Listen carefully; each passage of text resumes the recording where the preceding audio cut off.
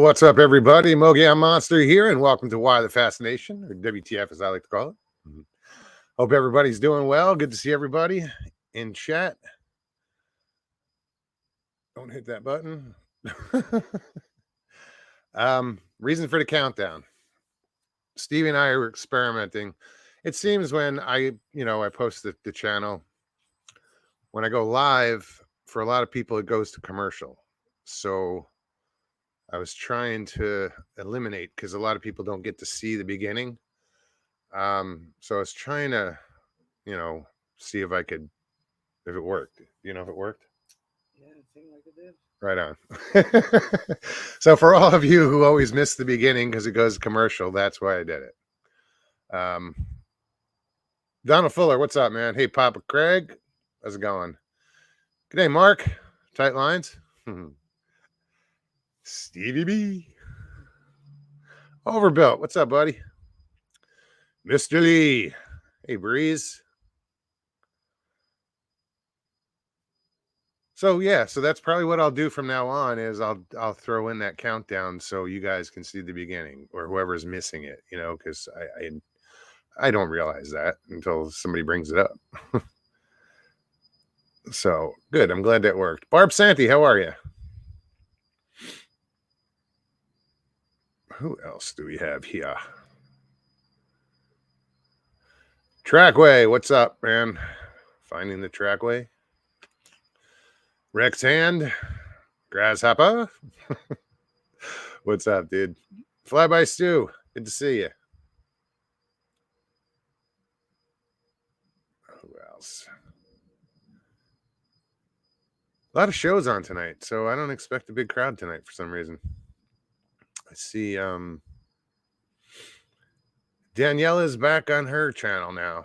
I guess Linda decided to shut Bigfoot Odyssey down for a while. I don't know, if it's permanent or what. You can still access the channel, but I think they're just not going to put up any more lives. And I guess Daniela is going to do stuff over on her channel. So good luck to her. I think Linda's doing the right thing for now. And, they'll figure it out. If they're going to do it, they'll figure it out and do it. I think it's a good idea to just take a break. I guess just Daniela's going to have to get used to not having all those viewers at once, You go from hundreds to, she had 64 before, it's, I guess, if you guys caught Lee's show today, Raven's Outpost, I joined Lee today, and I kind of explained myself. I don't want to be that big channel. I love hanging out with you guys. You guys are like family, and the bigger you get, the more people come to chat, and I think it'll just be a pain in the ass. Not for me, but for you guys to talk. What happens when it gets busy around here and chat flies, and so I kind of want to keep it,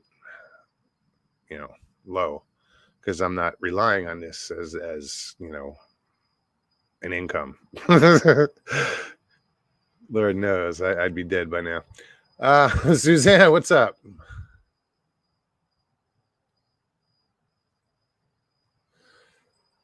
Squatching Cowboy, how's it going, Joe?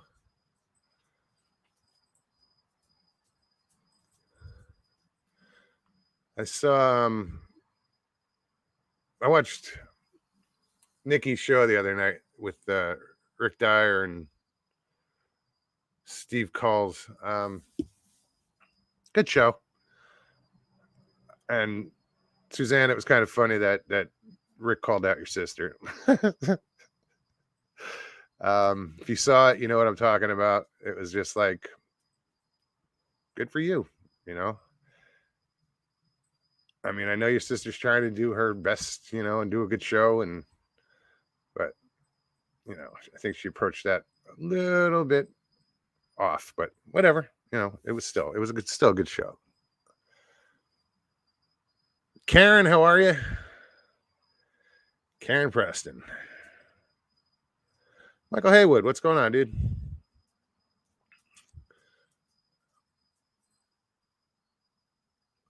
So yeah, if you're new here, welcome. Oops, sorry.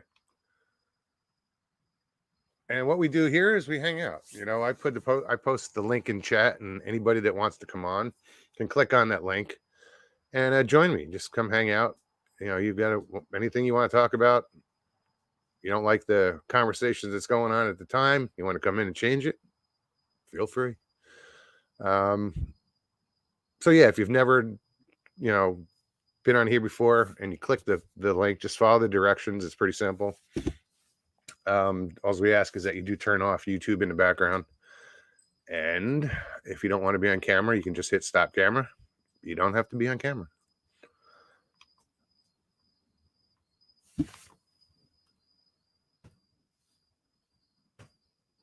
And the link is in chat.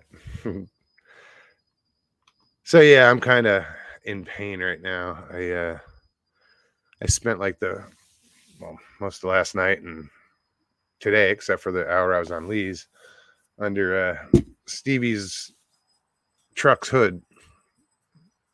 It's leaking oil, so I changed all the valve cover gaskets, and that was a job. And if that doesn't work, I'm shooting for the oil pan.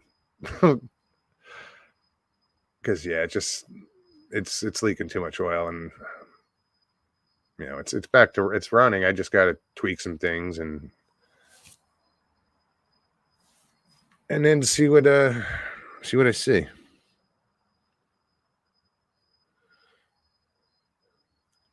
It's just it's just my back. It's just from leaning over. I cut up knuckles. About 10 minutes before I came on, I turned the camera on and I was like looking. And I went like this, and I was like, oh shit, I still have grease. I went in and tried washing up again. Mary, how are you? You are muted. There Hello, you go. hello. How you been? Oh, I've been doing good. Been busy doing Good. Christmas parties. Oh, nice. Yeah. Bob Van Buren, how's it going, buddy? Good to see you. Wait, don't you have a show going on right now? How are you doing? Pretty good. Yeah, I can't complain. Yeah. I went to a Christmas party on Sunday and I felt embarrassed. My. I was the only one that brought chips and dip to this Christmas party. The only one. And I was like, you got to be kidding me. How can this be possible? I figured chips and dip were like popular at a Christmas party. And what did everybody else bring? Different items, finger foods. Oh, okay. It was my church's Christmas party. And yeah. I was the only one that brought chips and dip. I'm like, wow, this bag of chips gonna get eaten quick. And by the time I was near the chips and near my food item, hey, Susan, it was already gone. The chips and dip was already gone. I had French onion dip, and so it went that quick. Yeah. Yeah. French onion dip flavor. So why would you be embarrassed? You did the right thing. But only one bag. One person brought one bag of chips and dip. Leslie, how are you? And that be embarrassing. Here, Mary. Hi, Mary. Leslie says, hello, Suzanne. Where did it go? I mean, would you be embarrassed if you brought? Would you be embarrassed if you brought chips and dip, and you were the only one that brought chips and dip to a Christmas party? No. And no one else brought anything? Yeah, I would be like, God. Well, everybody else brought finger foods. It's just I was the only one that brought chips and dip, and I was like, wow, I was amazed, stunned. Ran out of chips, anyway, huh? Yeah, that was my second Christmas party. My first Christmas party, I did mint Oreos. Yeah, Jimbo just hit it on the head. He said, better than none. Yeah, better than none. Yeah. Better than showing up with nothing. And I bet you it was good dip too. Yeah, it was the hell of a good dip. In that little carton, the hell of a good. So it was wavy regional Lay's, the wavy chips, the Lay's wavy chips, and I did hell of a good What did you Centennial do with dip. Oreos? I want to hear about the mint Oreos. I brought them to another Christmas party that I went to, and they were a hit. A lot of people like mint Oreos during this. I'm a mint during the chocolate kind of girl. Christmas. I like Oreos anytime. Doesn't have to be a Yeah, holiday. me too. Oreos anytime. Got to be double stuffed though. Yeah, these were. Yeah, these were just regular mint Oreo cookies that I Those did. are good. Those are really if good. you dip them in milk, it's really good. If you dip the Oreo in milk, get the Oreo kind of soggy. Yeah, I don't like dipping. Oh, I mean, Why not? Soggy no, art. I'll eat a cookie and then take a sip of milk, but I don't like You're a crunchy crumbs person. in my milk. It sounds Yeah. Oh, I don't like. I cannot stand crunchy, overbaked, burnt cookies. If you burnt cookies, they're too I like burnt crunchy and cookies. hard to eat. I like them. I like burnt cookies. You like crunchy burnt cookies? Yeah, Leslie I like says, "Oh, I'm a I like dipper." raw cookies, burnt cookies, like any kind of cookie, really. I like chewy cookies rather than burnt crispy cookies. I'm more of a I'm more chewy. not so chewy. I like my a Chips Ahoy. You know, that consistency. Yeah, where- the Chips Ahoy one, the chewy ones. In are milk. No, not chewy. With You got to dunk those too. Yeah, when you eat a chocolate chip cookie or an Oreo, you have to have a glass of milk with it. What? I have a glass of milk with and any sweets I cookies. eat. Milk and cookies go best. They go best. But anyway, have you made that chocolate lasagna yet, Mog? I haven't had time. I want to make that chocolate lasagna. Have you Googled it, Suzanne? I haven't done it, but I want to. Chickenheads, how are you? I didn't know if you Googled Richie? No, I listened to your that episode that night, and I was like just drooling the whole time. That made people hungry. Yes, I could check out that list. So I got on to address what you said about my sister's show, and I was like, it was a good show. Yeah, it was a great show.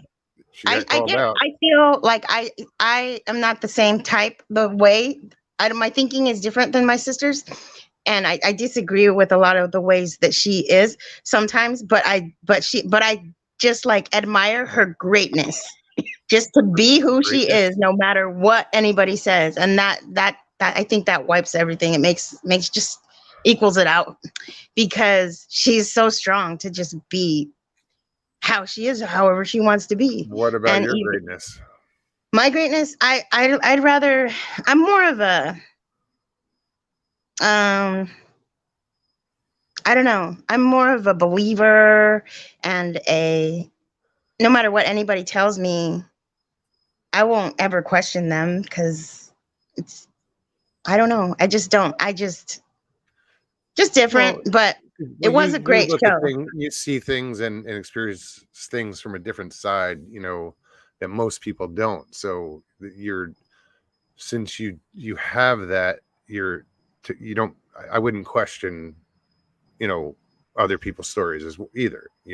Yeah, because you come from experience. So, like, I feel like even if someone wasn't telling me a truth,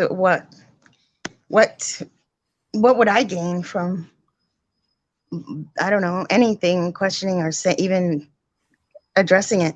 But I'm a listener, and she's a listener too. She's actually a great listener. But yeah, it was a great show. Even my husband and son watched it. We watched the show the whole way through. Yeah, my whole house. So that it was a great show.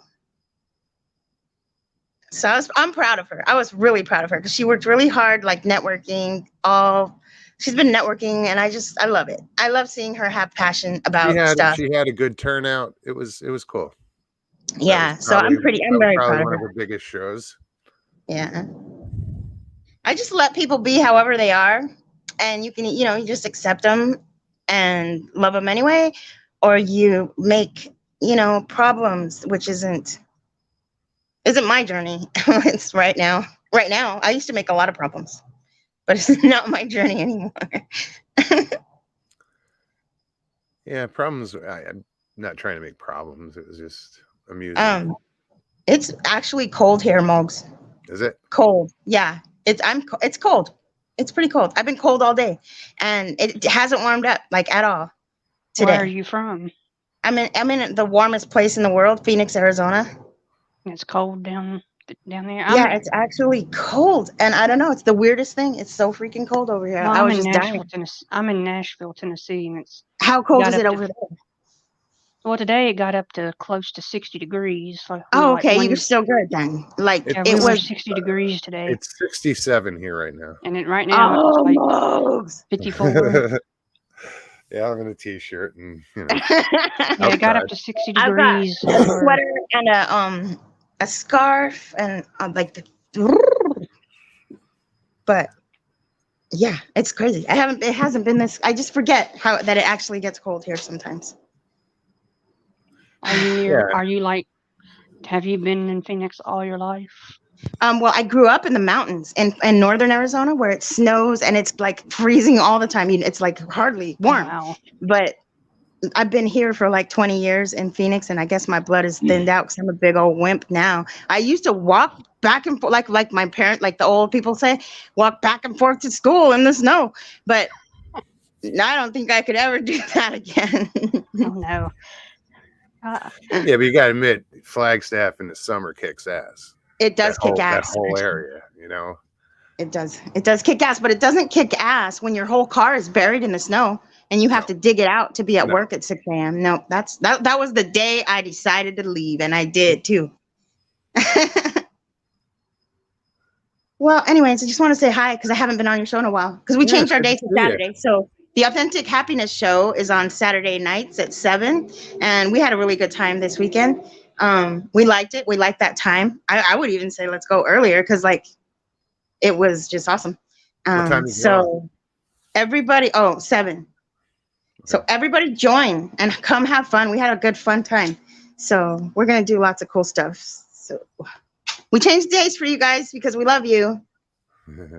And I gotta go because I gotta go eat dinner. All right, Suzanne. What are you having for your dinner? I'm having chili beans. I made some chili beans. I make great chili beans, actually. Awesome. And I was gonna make cornbread, but I didn't because I was just too cold. I just wanted to just stop already. But anyways, I've been like unpacking because I had to move. So I moved into a bigger house, and so I had to move. And I can't believe I fit all this stuff in my old house. It's like, what the hell? You never know how much shit you have until you move. Yeah, I know. A bunch of bullshit. I've thrown away so much stuff. And I'm telling you right now, I am never saving anything again. No more. But yeah, that was 15 years worth of stuff in that house. So yeah, I had to do a lot of purging. And I'm so happy. I just love my new place. And it's awesome. Awesome. Good luck with it.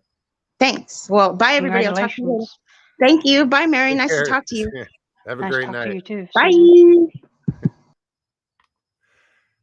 So yeah, check out Suzanne's show Saturdays, the Authentic Happiness Show. What time did she say it was? 7. 7. I don't know if that's it'd be 7 o'clock her time. Yeah, so it would be 9 o'clock Eastern. No, it'd be 10 for you, 9 for me, because she's I'm 2 hours ahead of her.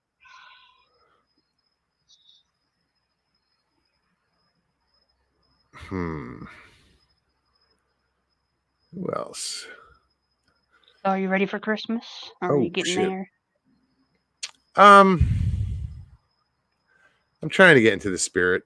You know, all this damn Christmas music so early kind of got you down. Well, they try to push it on you so quick. I mean, you're still picking turkey out of your teeth, and now you're hearing Christmas songs, you know. But yeah, I don't even know what we're doing for Christmas. Yeah, well, I wouldn't. Every time I go to Cracker Barrel, and the last time I went to Cracker Barrel was a couple weeks ago, but in the summer of July, they already had Christmas stuff out in Cracker Barrel. Jeez. Yeah. Well, I think they have something out all year round in Cracker Barrel. There's like a corner or something that has Christmas stuff, I think. But usually in July, Cracker Barrel will start doing their Christmas stuff in July. I'm like, are you kidding me? The kids haven't been in school yet. And then by the time the kids get into school, stores are getting decked out for fall and Halloween stuff, and it's crazy how time flies. Sure. Kaiju, how's it going? And you see it in retail constantly, as soon Yeah, as, one is over, they're putting up for the next one, I know. Once Halloween Christmas is and over, the next Valentine's Day day or whatever. There's just the all these stores will be Hallmark all decked out holidays. for Valentine's Day.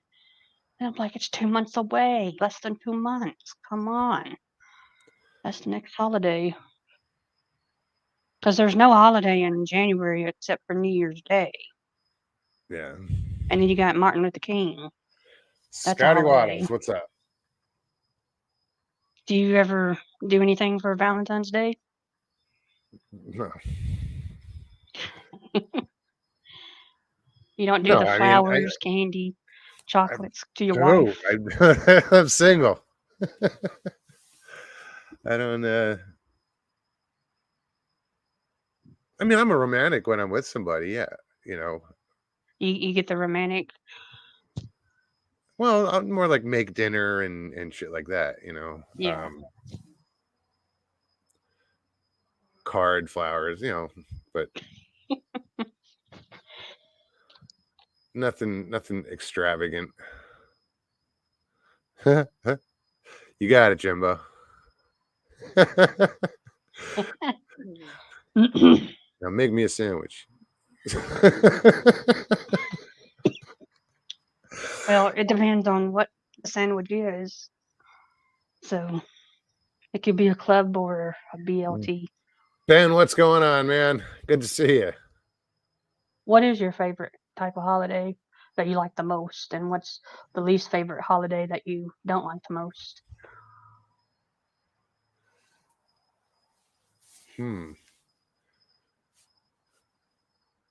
Favorite? It used to be Christmas.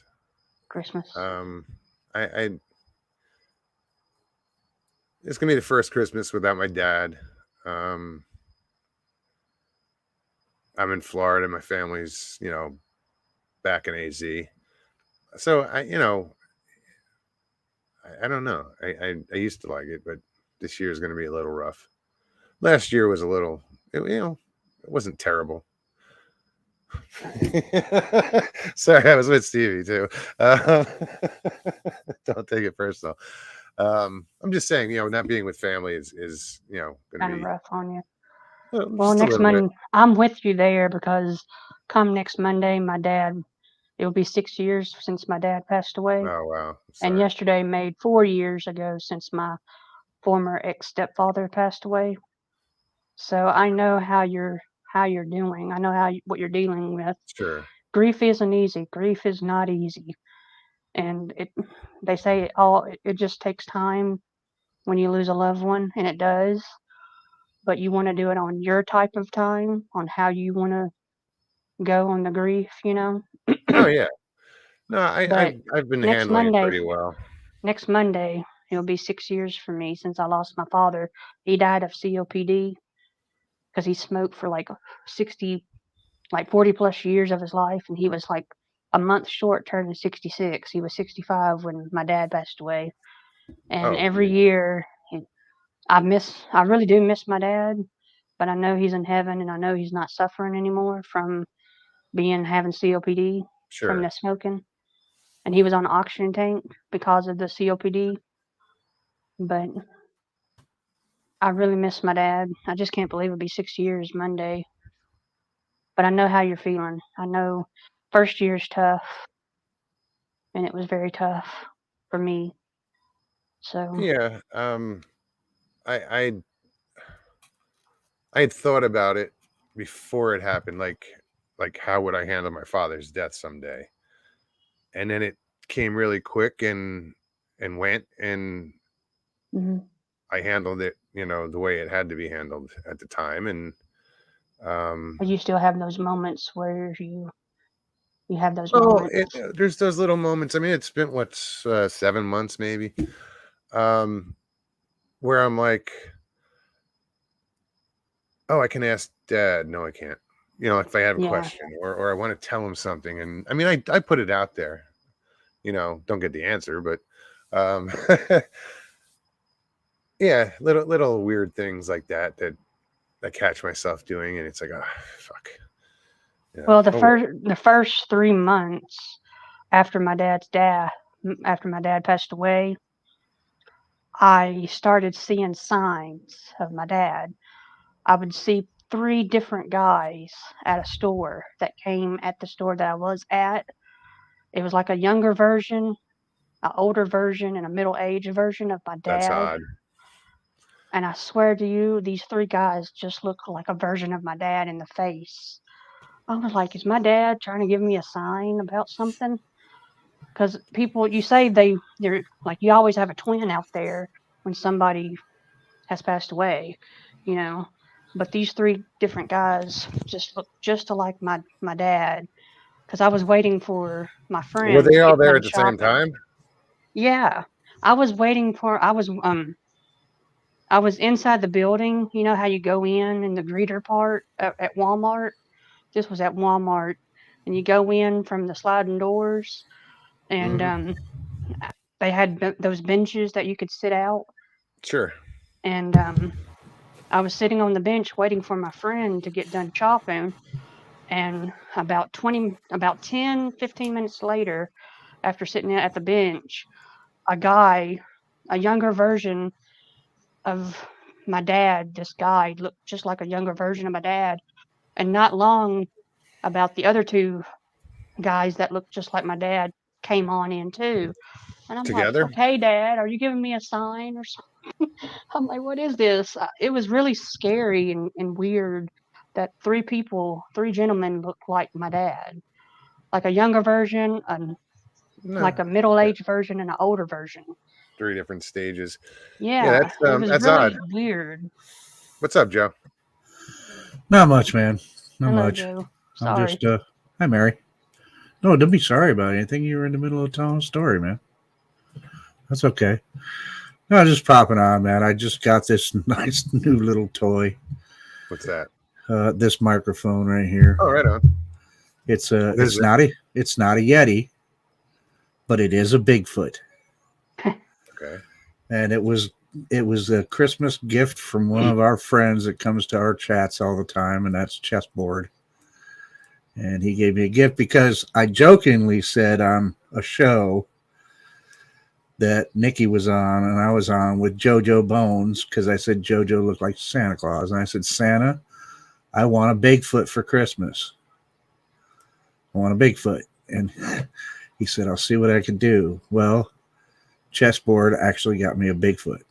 Not the Bigfoot I was asking for, but he got me a Bigfoot. Right so I'm just testing it out and playing with it. Does it sound okay? Yeah. Yeah, cool. This one's a Yeti. Yeah, they're neat to have, man. I can see why that, people that are doing the podcasts have these microphones, man. And this one has like 4 different settings, so you can do just one with the microphone, or 2, or 4, or right. So yeah, I don't know if they all work though.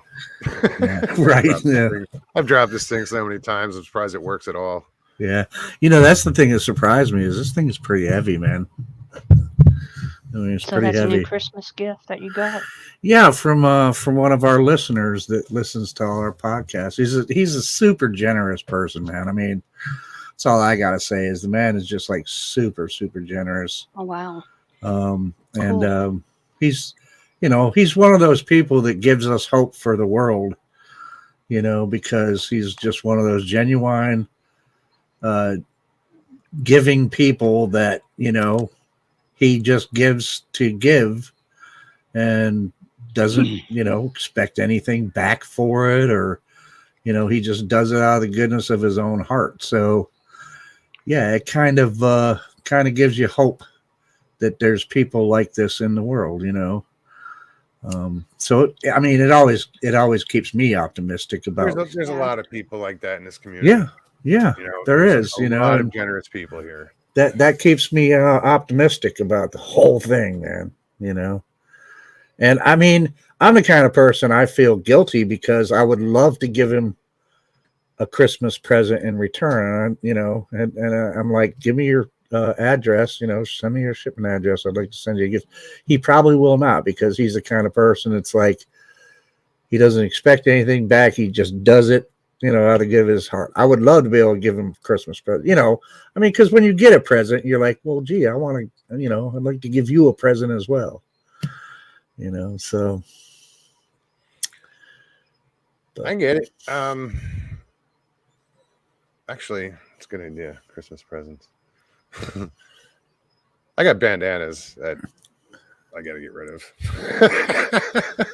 I have I bought like 100 bandanas a year ago, and I was just giving them out. Go camping or whatever with a group. Start giving them out, and then people are selling their T-shirts. I'm like, and I'm giving this shit out. Yeah, great. I don't, Right.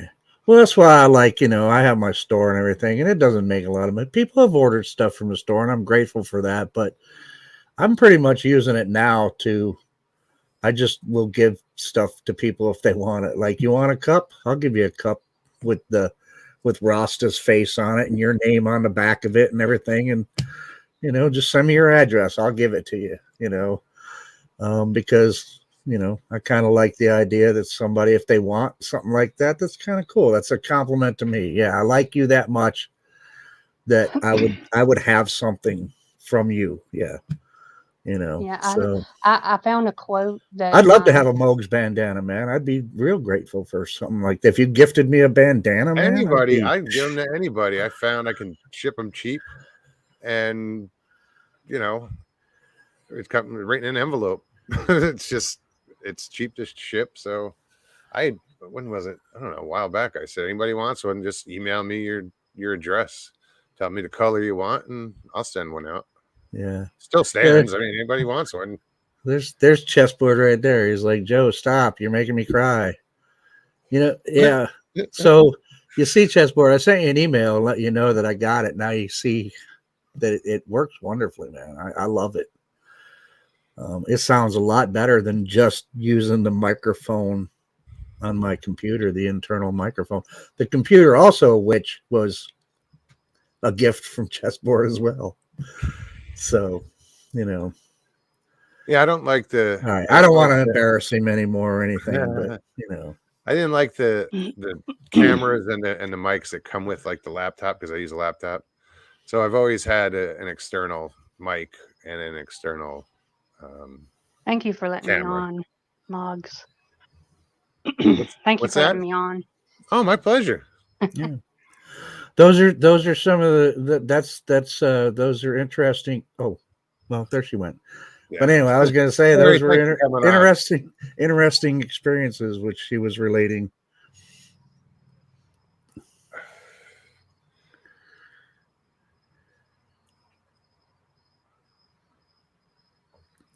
Yeah, she likes to cook. I know that, but she's always. I like to eat. Yeah, but she's always got it like a dessert recipe. Yeah, it's like, I don't want to get bigger than I am.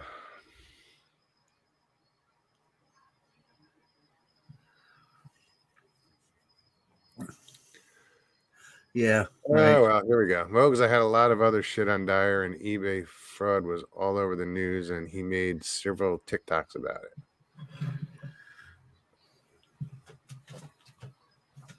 All right.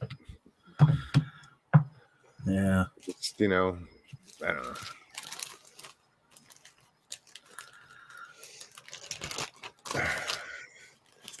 Anyway,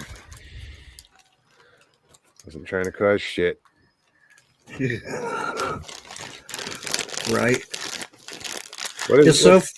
Moog, you're 2 hours away. I know. Why? What's up, Rich? You want to hang out? Yeah. Miss Still, how are you? I swear I thought it said spark one up, Moogs. I'm like, what? And it's a spark one up with Moogs. Spark one up with Moogs. Yeah, it's funny how sometimes you don't even realize, it's just something that you think is innocent. It's like, holy crap, I didn't mean to start anything, Yeah. No, I knew it would. What's up, Jay? R2D2 and Chewbacca. The whole Star Wars crew is here. Oh yeah. Where's the Millennium Falcon parked? Kellyanne, how are you?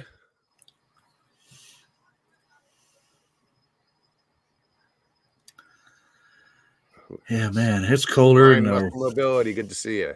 What's that? It's colder than a witch's tit here tonight. Brass bra. Yeah, man. It's like I just checked the temperature. It's like 22 degrees out there. Oh, thank you. Yeah. You just said that, my nuts scrambled up my ass. They're like, nope.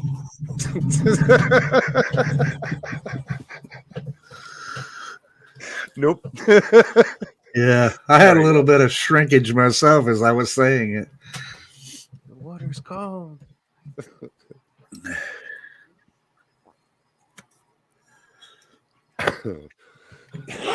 Excuse me.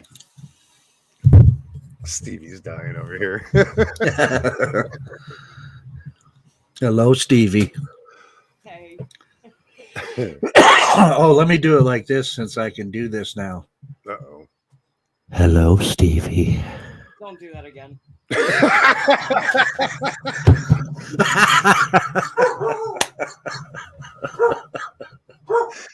dogs are barking.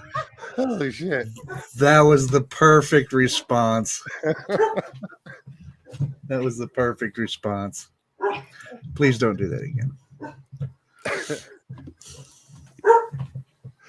Too funny. Yeah, I don't have any effects.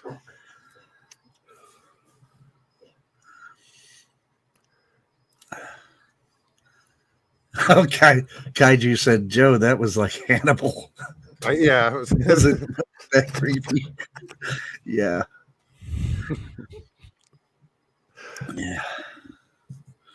My microphone keeps falling over. Well, it doesn't. It's like it's on the damn. I'm using my tripod for my microphone, and you can tilt it. So I've been tilting it towards me, but I didn't tighten it up, so it just keeps falling towards me. Let's look. Oh, there it is. I'm looking for the damn Titan screw. Yeah, guys. Anybody wants to pop on? Ms. Dill just put the link in chat, so feel free. Click on. Come hang out. Joe, when it get cold like that, I have to squat to pee.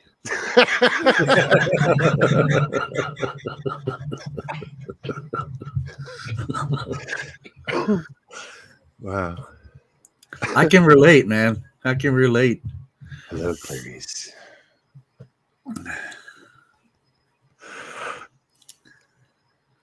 That's right. That's the beautiful thing. We can do that now. People will be running around doing their best Hannibal Lecter with their microphones. Right. It's funny because I always kept my microphone like at some sort of distance from me. Usually it was always hanging above me, just out of sight. Yeah. But then I did some tests and I realized that when you're closer to it, you can, it sounds a lot better. Yeah. People go, oh, there he is.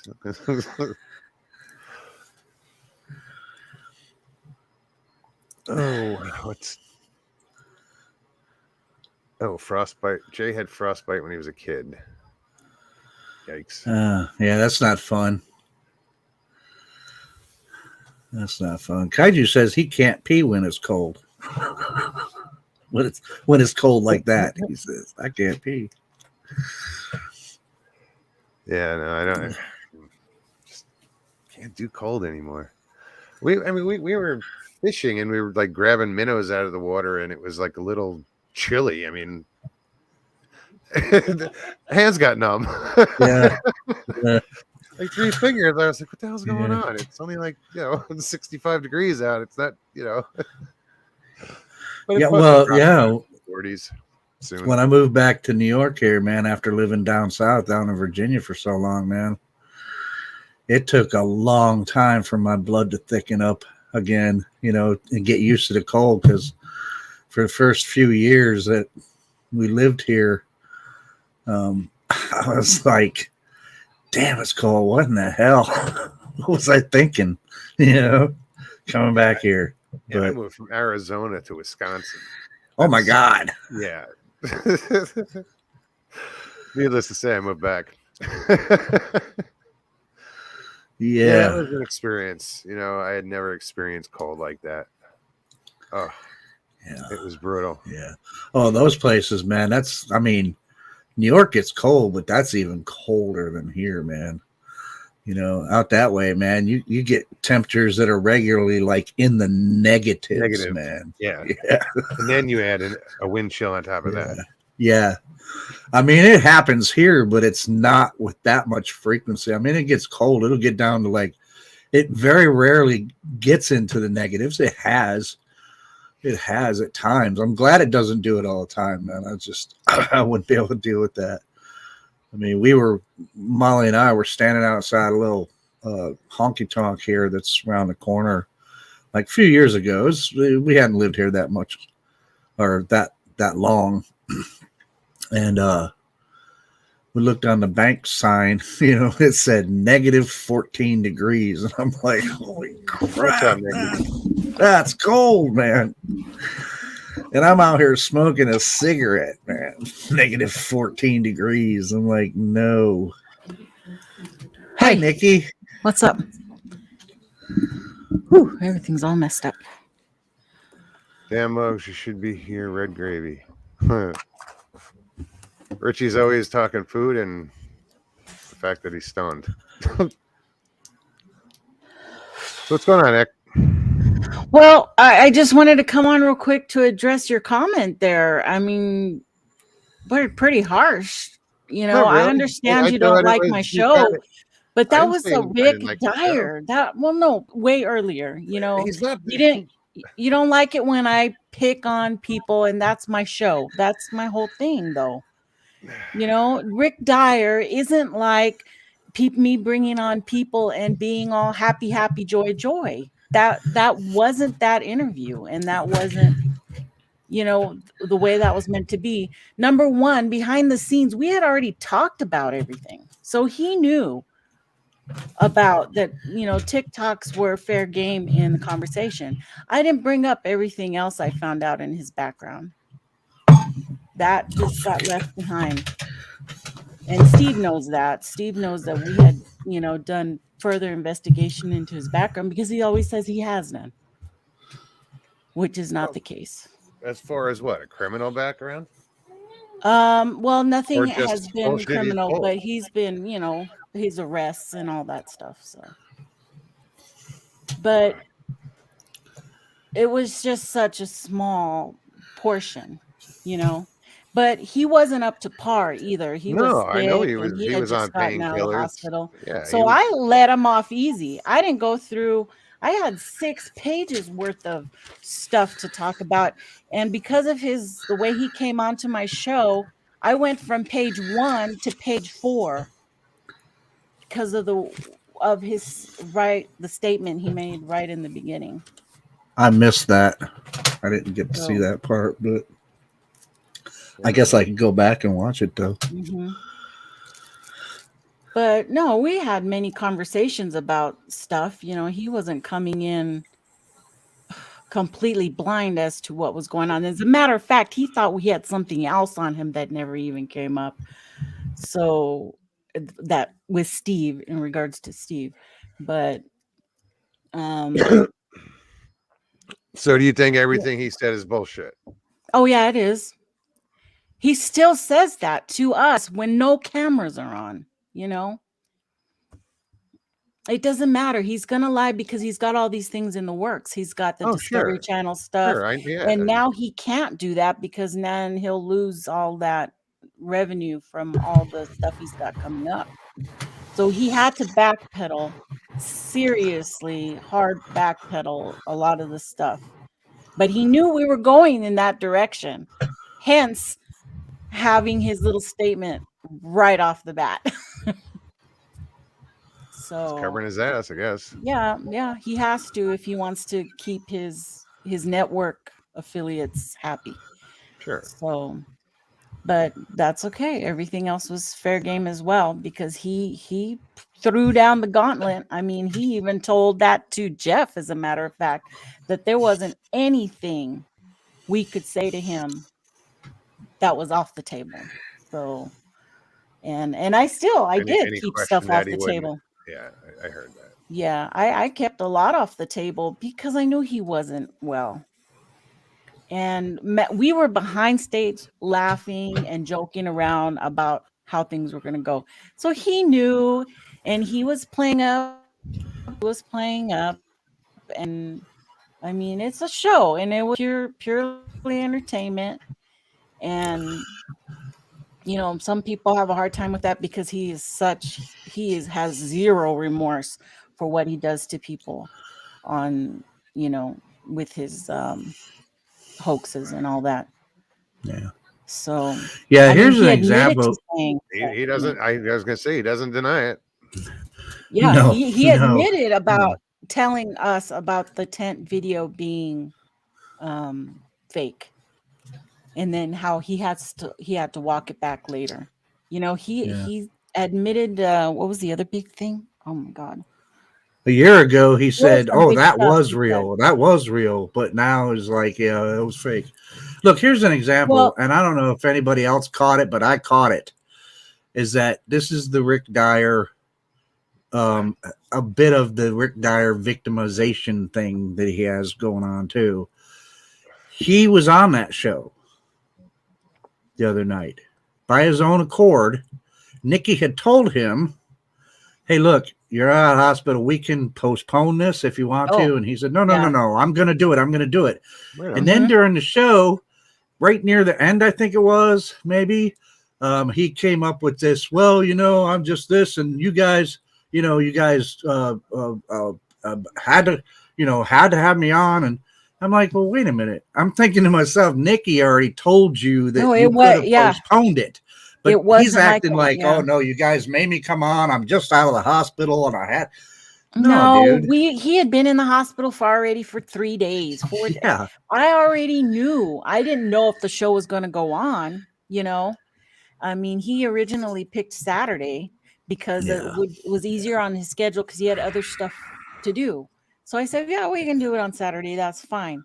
And then when things came to, he didn't know if he was going to get released or what, but it turned out no. They went ahead with the surgery. So he said, "Yeah, we're going to have to push it back," which was perfect because now it fell on my normal day, you know? So it was fine. It was fine. I had already kind of prepared for that. Yeah. And I didn't know if he was going to be out of the hospital in time for the show. Chessboard says, which Nikki, when he said, "I am a hoaxer and I love being a hoaxer," told me volumes. Yeah. Yeah. And he'll say that over and over and over again. He loves it. He's going to do it again. I did this show to prepare people because something is coming, and mark my words, something is coming. He already said something was coming. Mm-hmm. I mean, and no one's going to believe him anyway. Oh, yeah, there will be. There's thousands that are going to believe him, and thousands of people are going to give him money, and he's going to do the whole thing over again. Yeah, people that are new to him and don't know anything about it about because him. we're these few little stations, little channels that nobody watches. You know what I mean? On a grander scale, I mean, right. So us going around in a circle about it isn't going to do a damn thing. You know what I mean? It does something when I get to 1 or 2 people out there and they learn about it, then that's something. You know, that's something. Sure. To me, that's something. That's why I have my show, because that's what I do. I want people to know about the crappy shit that happens. And I know some people and there's don't a lot like of that. it. Yeah. Yeah. So, but it's okay. I'm trying to do it in a way with enough information that you can make up your own minds about stuff. What? Oh, my sister. So it is what it is, but that's, you know, I can't imagine if I had what's Mike Patterson on the show, that would get ugly too, because he has a shit ton of followers. So I don't every follow any every of his yeah. stuff. So I don't it all follow has a its lot of thing. researchers. I'm really not into it that much as Mm-hmm. far as the research aspect. Right. Mhm. I learn what I learn from stories, the repetitiveness of stories, because it's, you listen to so many, and everything, almost every other story has the same, you know, it swayed back and forth, it screamed, it ran real fast, it did this, it did that. They all have the same, thing, and that's where I do get my learning from. Right. Not researchers.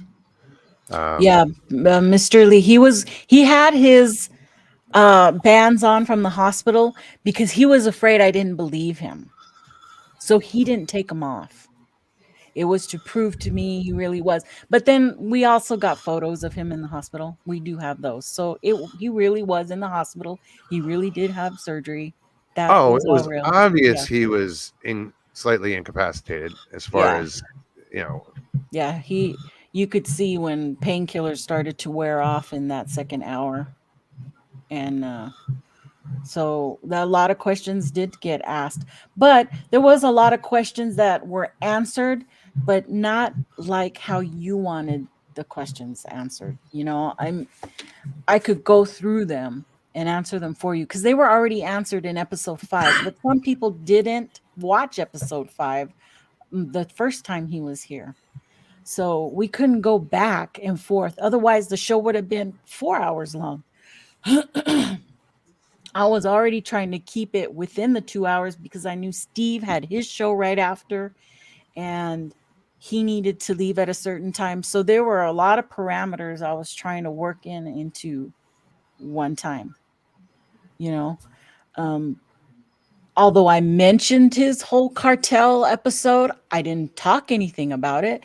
All of his escapades in Thailand, I mentioned it, but we didn't talk about him. There was a lot of shit that has happened since 2012 that he has gotten in trouble for and has put it out there. It's out there. It's all out there. I found all the information and videos and him spewing it like he's proud as punch, that all this stuff happened to him. So it all comes to his the way he holds himself and how he likes to talk about himself a lot. Oh yeah. Oh Yeah. yeah. Well, he views himself never as really the followed the guy. best Bigfoot hunter. So the Right. best Bigfoot tracker yeah. in the world. That's how And he views himself. I was really trying to get one of his ex-team tracker guys to come onto the show to confront him. So that would have been a big thing, really big. Was I able to get him to come into the show? But he didn't. He didn't. And that may be something later. This guy might come on to do a show by himself, but not with Rick or anything. And everybody keeps saying get Biscardi on. Yes, Biscardi, get him on. So I don't know. I might put a feeler out for him, see what happens. Everybody says he won't, that he's kind of done with things, but maybe he's ready to talk about it.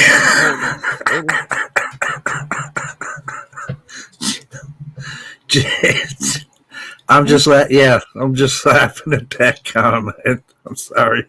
Struck me as funny.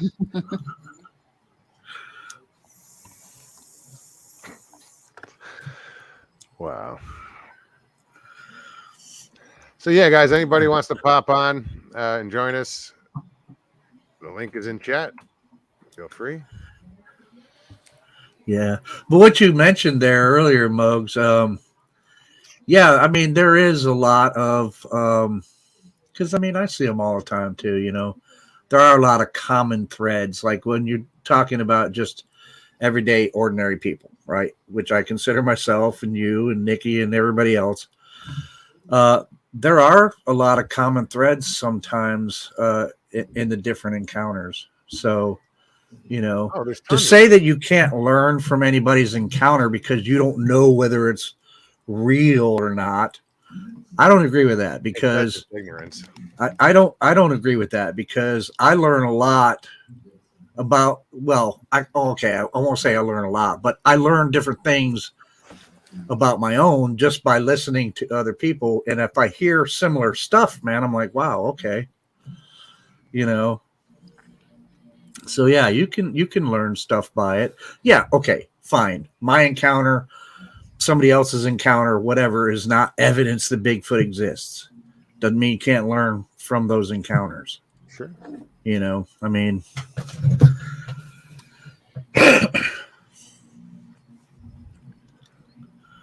and as far as, and I said it earlier today on a show, I think it was Pat, when they were having their show, and it's true, man. My encounter, you look at this, my encounter, all natural, no weirdness to it, no evidence that the encounter happened. Somebody else's encounter does have the woo in it, no evidence that it happened. Guess what? We're both on equal footing. Absolutely.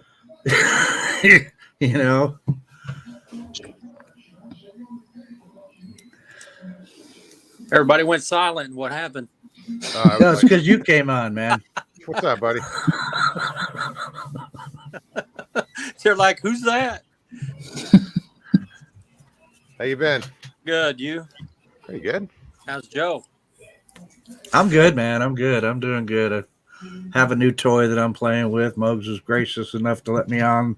I seen that. To play with it some more. So I'm appreciative. It sounds really good, Joe. Really good. Your other was good. Your other one was good, but you had some white noise going on in the background. Yeah, that's because it was just the internal microphone of the computer. So, I didn't know that. Yeah. Okay, so this makes it way better. Yeah, way better. Oh yeah, now you're quiet. It's quiet in the background completely. Mm-hmm. How's Nikki? Yeah.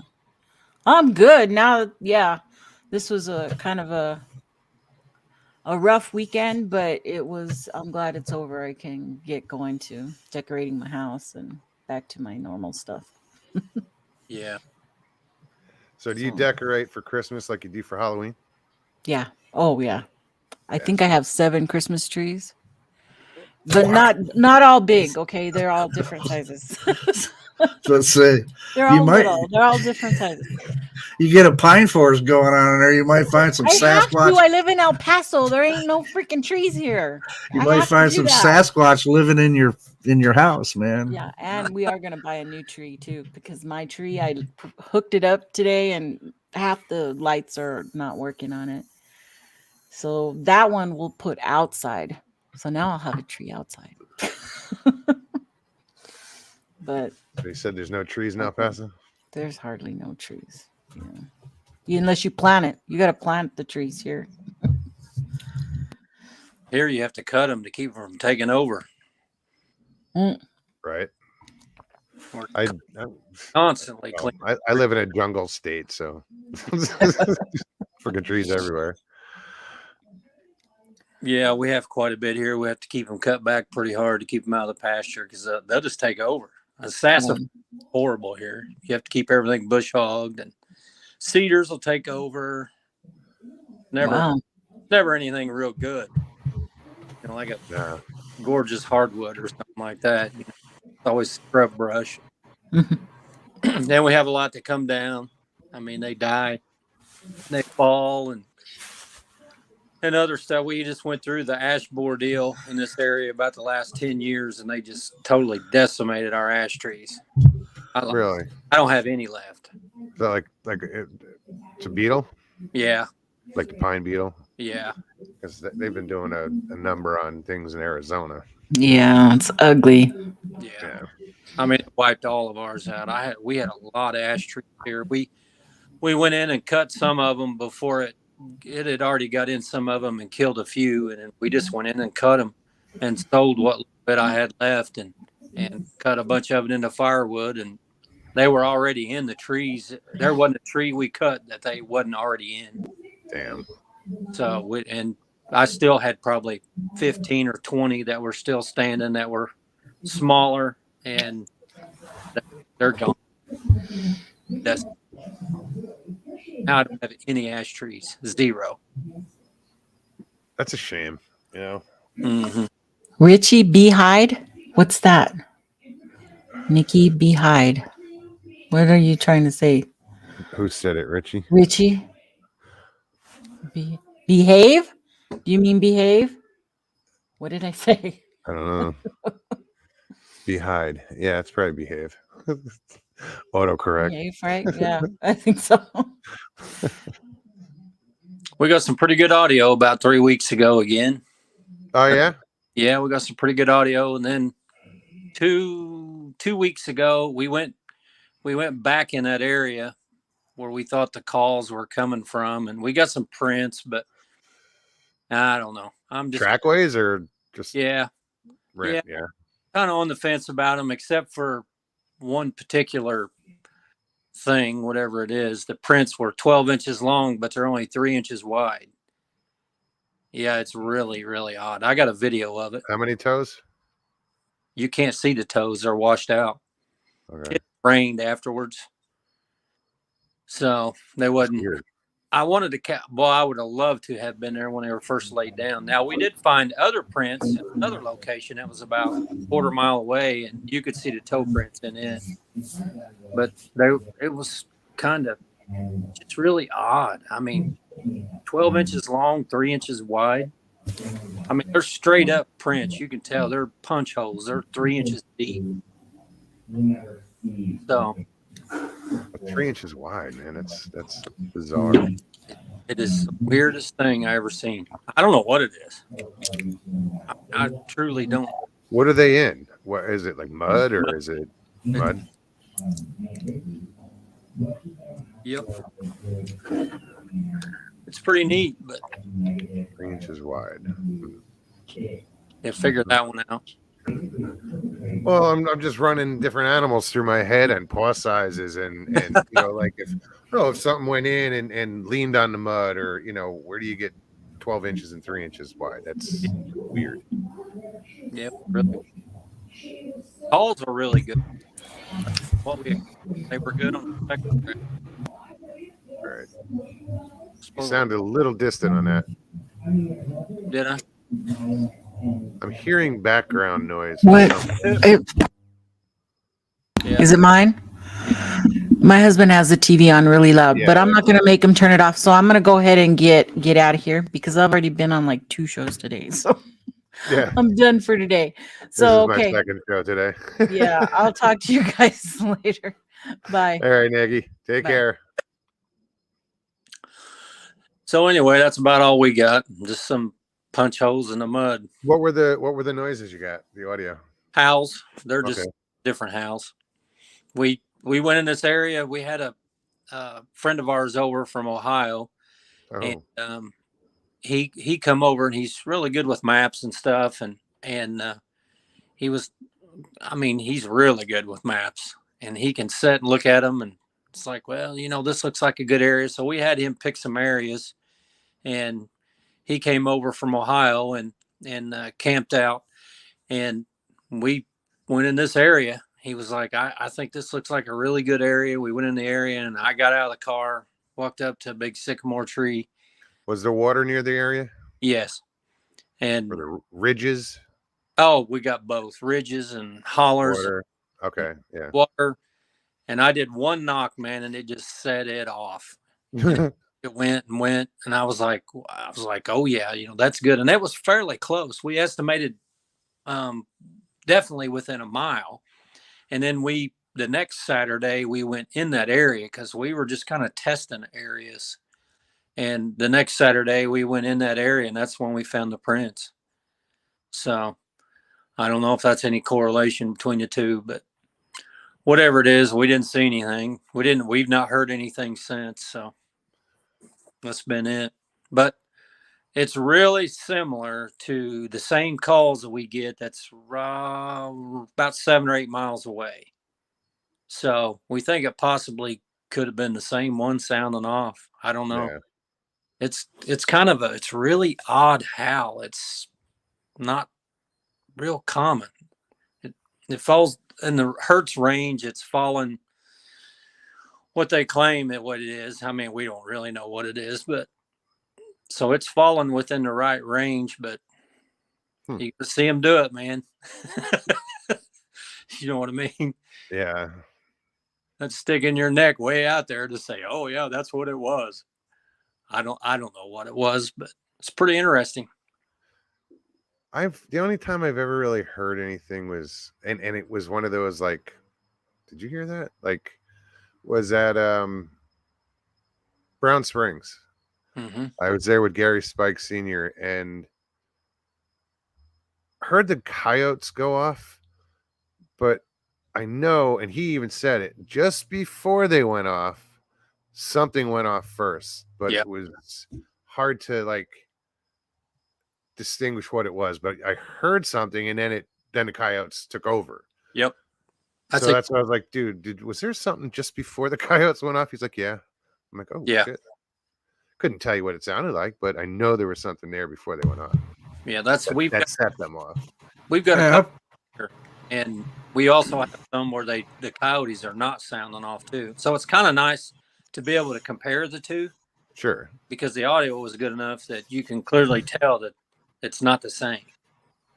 I've heard some recordings like that. I mean, I don't have any personally myself that I've recorded.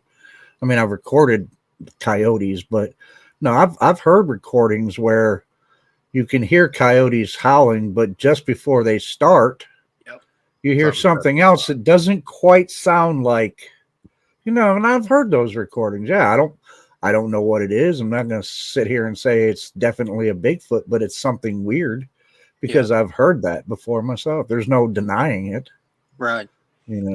What we like is you can call blast if you want. Everybody has mixed opinions about that. We've tried Knox. We've tried call blast. We've tried both. And we've literally had results out of all of them. But what we really like the best is when you go somewhere and you get way back in there and you do a knock and you get a howl. Because coyotes don't respond to a knock. No. You know what I mean? So you wouldn't knock on a tree and have the coyote start barking. They will respond to other vocalizations of animals, but like I've never heard coyotes. My dog's howling, a fire truck goes by. Yeah, but I've never heard coyotes start going off because a woodpecker pecked at a tree. Yeah, right. I mean, it's always in a response to something that sounds like a howl or, something to that effect. Sirens. I kind of miss hearing coyotes. I hear them here every night at the house. We live out in the country and they're pretty thick around here. A lot of farm ground around us, so they got plenty to eat. Yeah. Same here. Same I'm situation north of Orlando, here. And there's, I don't think, do you ever hear coyotes out here? Never mind, she's sleeping. She crashed out. But yeah, it was pretty cool. We had good times. We go about every Saturday night. We try to go every Saturday night, but we're always short somebody, it seems like, because we all try and plan the same schedule, but we can't get out during the day. Aaron can, but how many of you go out? Anywhere from 2 to this past Saturday, there was 6 of us. Nice. There was 6 of us that went. We took a picture of all of us. We're clowning around, and I posted it on the Beast channel if you want to look for the post. But my buddy Bob, he was all wanted. He's like, let's get a picture of all of us, and I didn't ever told him I was going to post it, and I didn't tell him what I was going to do. So I give him some rabbit ears, and he didn't know it until he seen the picture. And then look, oh yeah, they're really. I'm notorious for that. He's like sitting there going like this in the picture, and you're all like this behind him. Yeah. And I got these big old heavy leather insulated gloves on. I can't help it. I'm 6'3", so I'm always standing in the back for pictures. So whoever's in front of me is getting ears.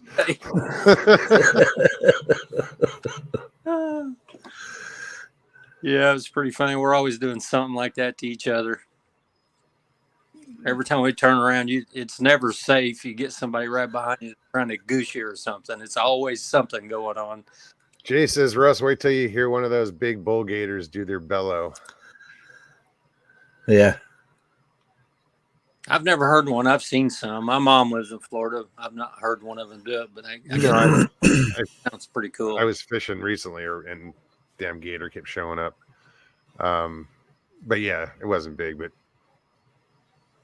I want to hear that. I want to hear a gator bellow. That would be so cool. I lived in Clearwater when I was a young teenager. Lived in Clearwater. My stepdad took a job down there, and we lived down there for a while. That was a cool place to live. I would say had I got the opportunity to stay there and get through school, I probably, 18, 20 years old, I probably wouldn't have left. I mean, I liked it that well. Yeah, I like Florida. It suits me as far as what I like to do, which, fish, camp, whatever. Yeah. And you get the best of both worlds because you get salt water and fresh water. Right. Yeah.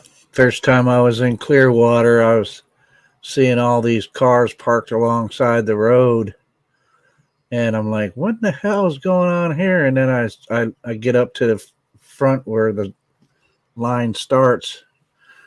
There's a chick in a thong with a hot dog cart selling hot dogs. And every last one of the cars pulled over was male. How many odd? There was like 10 of them, man.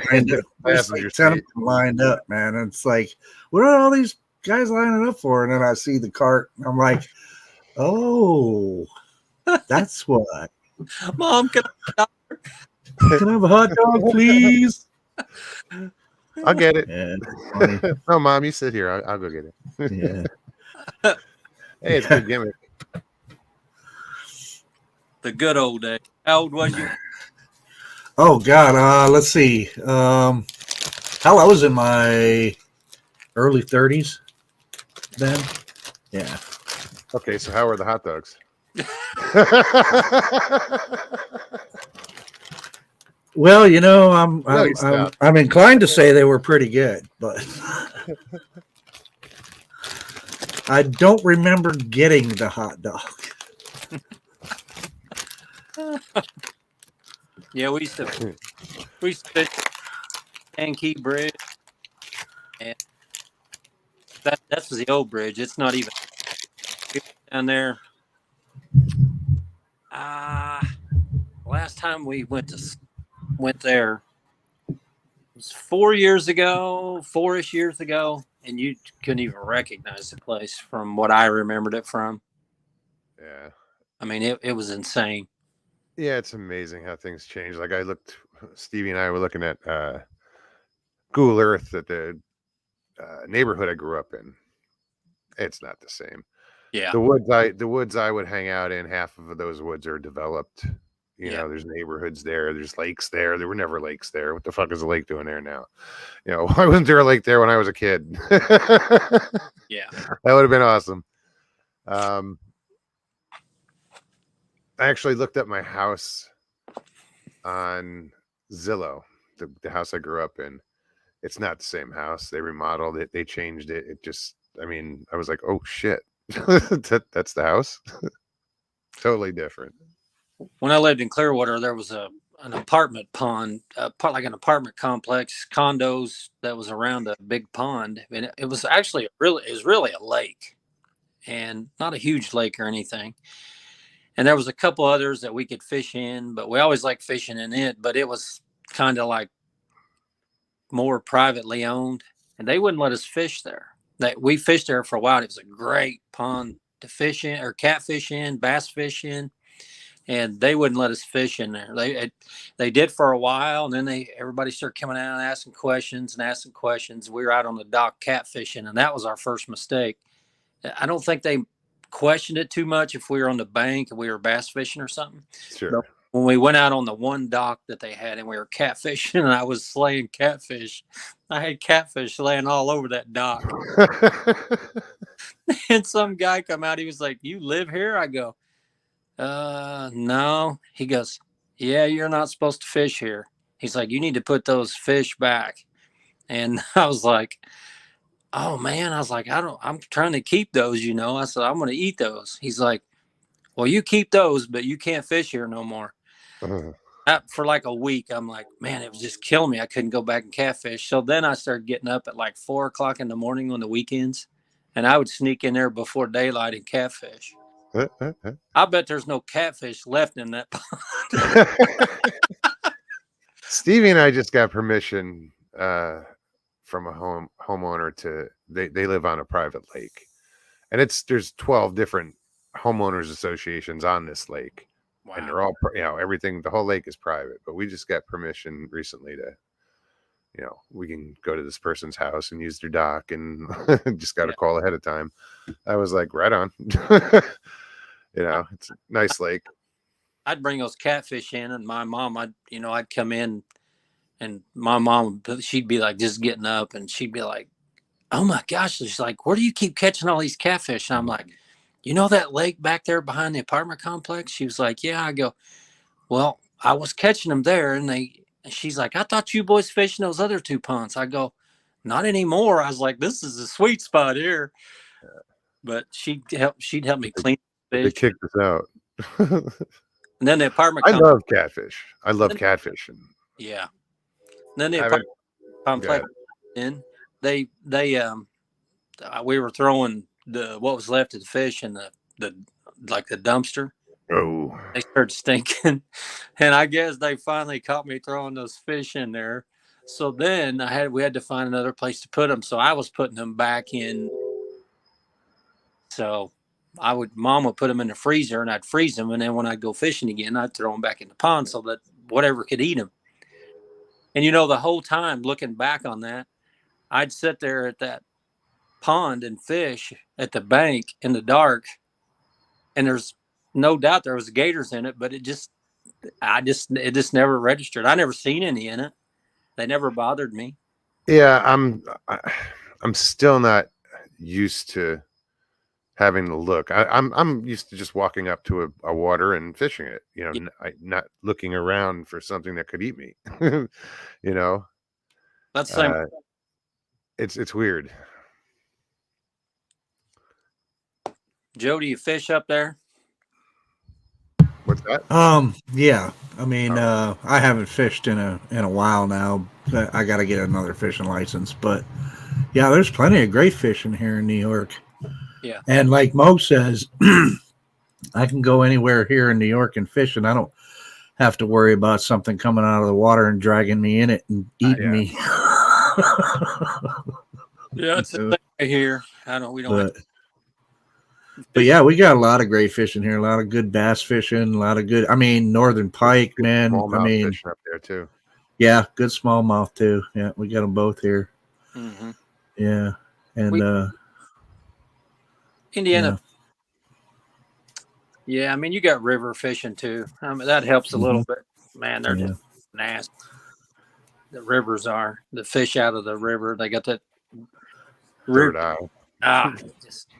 If you don't have a tank to put your catfish in after you catch them and let them kind of clean some of that stuff out of them, I don't like eating them. My dad used to put them in the bathtub when I was a kid.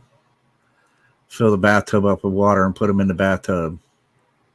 And I never knew why he was doing it. I'm like, why are you just prolonging it? We're going to kill them and eat them, But I never knew that was the purpose of putting them in there, so it kind of cleans them out a bit. Yeah, filter them out. Yeah. He used to have a big 55-gallon, like a barrel that the top of it was cut out of, and it was full of water, and it had a aerator in it, and then we throw them in it. Or my great uncle had a big watering trough for cattle that he put behind his house and has an aerator in it by the water hose, and he used to throw them all in it. So if I didn't have no place to throw them for some reason, I could always go over there and throw them in his tank and then come back and get them in a week or whatever. Yeah. Yeah. How long does it take to say you're going to cycle the catfish, if you will, to like, do you leave it in a week? That long? Most of the week.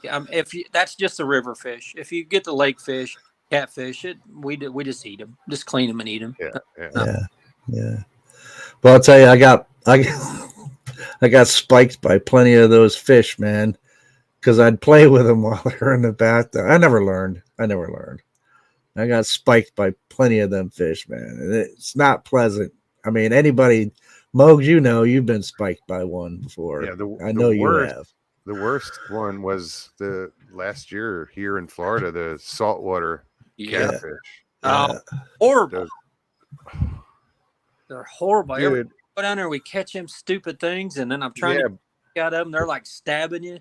And I'm like, I've never seen anything like this. And I took my tennis shoe and put my foot on it so I could get the hook out. It run through the shoe and poked my bottom of my foot. Yeah. It was the worst because I got nailed in the side of the thumb. Yeah. And it went kind of just a little bit under the nail from the side.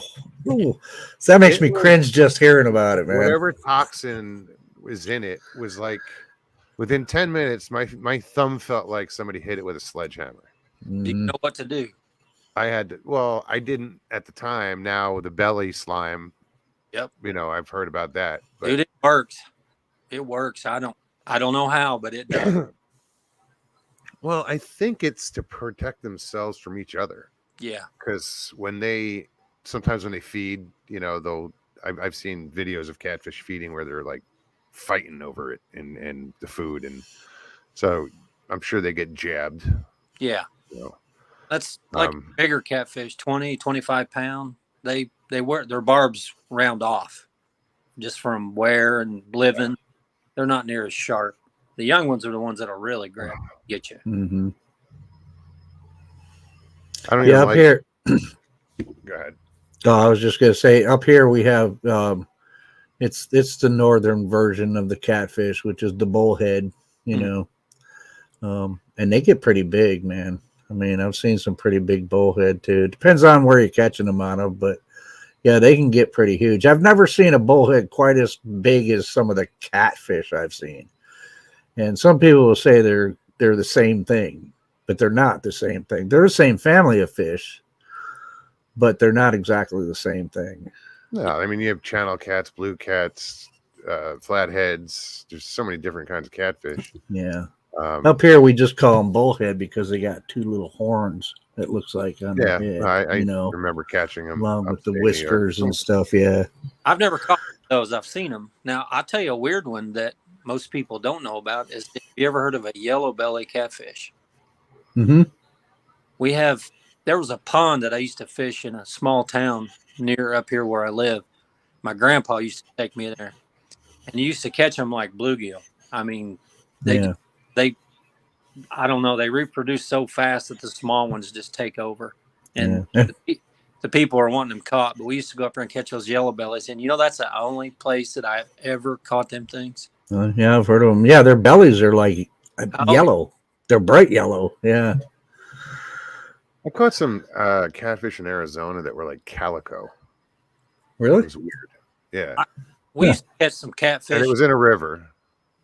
A creek down here, and they were real dark. It wasn't very big, 6-8 inches long, and they were real dark, and I never did figure out even what kind of catfish those were.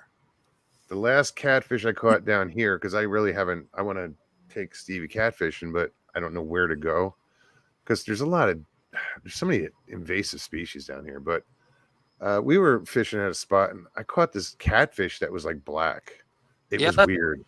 And it had barbels, like all across the front of its lips. No, you see some, they're on the side like a channel cat, but this looked weird. I was like, what the hell? I don't know. A lot of mud cats are real dark in color. Mm-hmm. Yeah, this was like black. Yeah. I had never seen a catfish like that before. And you have a lot of invasive catfish like the armored catfish or the placo, the cosmos that you guys would normally have in a fish tank. Right. Yeah, you can catch 5-pounders down here. I mean, wow. Yeah. You ever eat one? No, I haven't caught one yet either. But they're all over the place. Yeah. I caught a sail cat down there when I was down there once. Yeah, that's the saltwater one that will mess you up. And people told me those are not good to eat. So I was like, okay, well, I'll take your word for it. That's what I heard too. Yeah, we went down there and stayed in a friend's condo, and he lives on the bay at Punta Gorda, and I caught a shark. That's where I used to live when I was down there. Oh yeah, Yeah, Punta Gorda, yeah, Fort Myers area. Yeah, and we stayed down there, and it was nice because we could go around behind the condo and fish, and my buddy, he's kind of funny. They got money. Oh, they got a house up here and a house there and a condo down there. Snowbirds. He's way above me on the financial scale, so to speak. And he's like, well, we got lots of neighbors down there. And I was like, well, what are you worried about? He goes, well, I don't want your hillbilly butt going down there and getting me in trouble. So I hooked that shark, and I got this camo pole that's like 10 foot long, and I'm out there hooting and hollering. It's just me and my son out there, and I got this big something on there. I don't even know what it is yet, and I'm hooting and hollering. My line's going. I was like, I'm going to run out of line. It just kept going and kept going. And I fought it, and I turned around and looked over my shoulder, and there's 4 or 5 people out watching me bring this fish in. And then I brought it in, and then luckily there's some steps that go down, and all we had was a short pair of pliers, and I was scared it was going to bite me. I had no idea how to unhook a shark, and the seawall's pretty high, but there's those steps, and I was able to get the pliers down there and get it loose. How big was the shark? I'd say about 3 foot, 3.5 foot. Yeah. Big enough to hurt you. Oh yeah. Oh yeah. I'd say probably.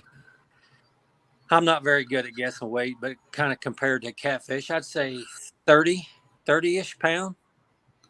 Probably 30, maybe 40, but it was fun. It's a hell of a fight. Oh, awesome. Yo, too. Yeah, I don't really discriminate against fishes, because they all put up a great fight. Yeah. Everything I've caught in Florida so far is catch and release. Yeah. I haven't kept anything to eat. So I'm just in it for the fight and the fun and, Yeah. Then the peace of mind. I caught a Jack Crevalle. Okay. So. I saw a petty officer in the Navy catch a great white shark one time with a red snapper, man. We were on a submarine. So I don't know if you know much about submarines or how big fast attack submarines are, but the shark was probably a good 15, 20. Well, I wouldn't say it was 20. 20 is the upper limit of great whites so far that they found, as far as I know. Mm-hmm. But this one was huge, man. I mean, it was a big great white. And he caught it on a red snapper that I had caught. And he had steel leader on that thing and everything. And that great white, man, it was the most amazing thing I ever seen, because it wasn't that far from the boat when that thing came up out of the water. And it's just this huge mouth full of teeth just open and grab this thing. And just what you just said when you were like with your line, that was what his was. And he's like in it. And so he's fighting it for a while. And I'm like, holy shit, man, that's a big shark, man. That's a great, and this is the Indian Ocean, right, that we're in. Mm-hmm. So I'm like, that's a great white shark, man. And I'm like, Petty Officer Terror, what are you going to do with that thing if you manage to get it up to the side of this little ass submarine, man? And he's like, I'll cross that bridge when I get to it. And I'm like, I think I'm going to go see if I can get a 45 out of the weapons locker, just in case. But, and even though he had a steel leader on that thing, that shark eventually did bite through that steel leader and was gone. He didn't actually land it. Wow. Which was a good thing. Yeah. I think. Like, what are you going to do with it? Yeah. What are you going to do with it? Look, you've got a submarine here that's 450 feet long, right? And 30 feet in diameter, but you've got like something that's probably a 16, could be a 20-foot shark, because the thing was, what are you going to do with something that big on this little round deck, man?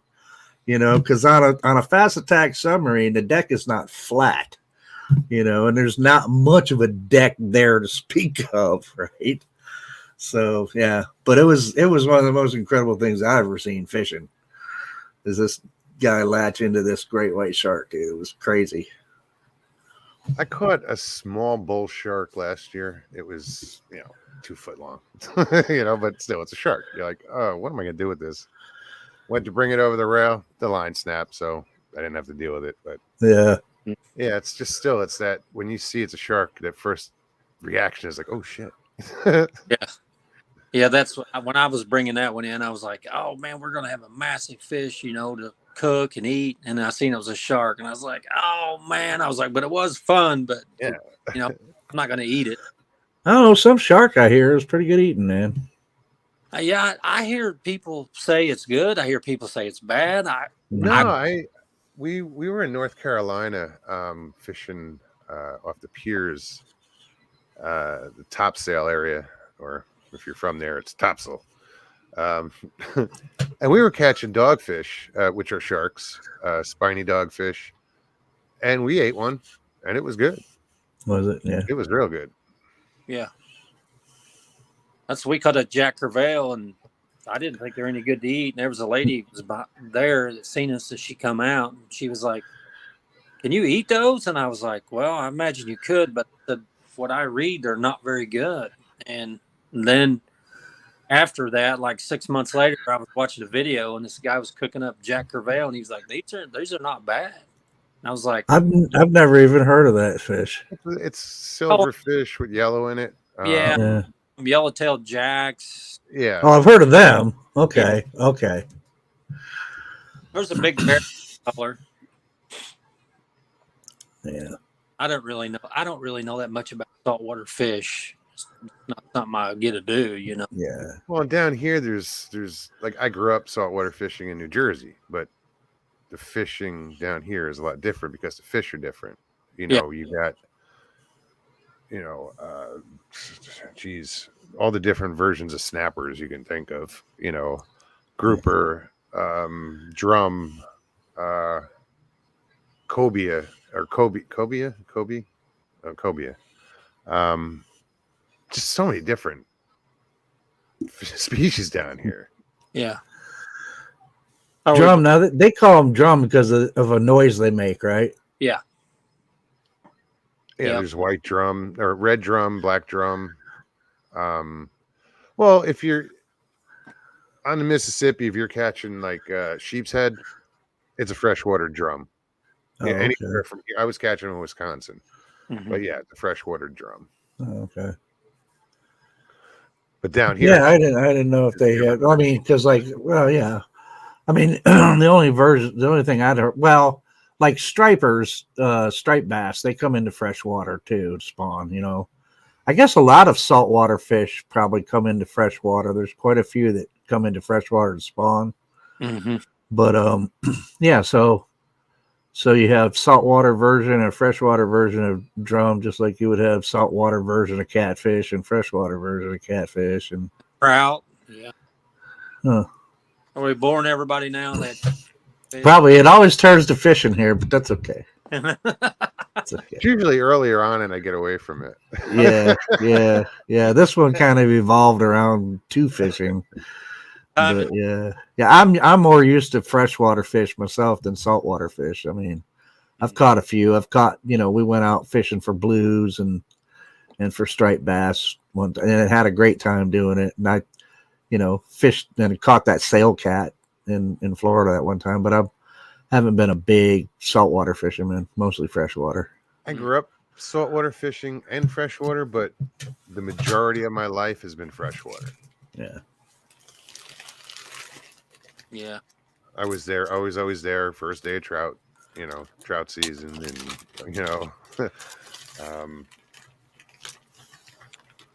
always catfishing. Yeah. What brought up Rick Dyer a while ago? What brought it up? Oh, Nikki did a show the other day with Rick Dyer and Steve Coles. Yeah. And I made a comment. 'Cause that's what I do. It was a return show. He'd been on about a year ago too, so it was like a rematch almost between him and Coles. But yeah, it was a good show. But you know, Rick was definitely on meds.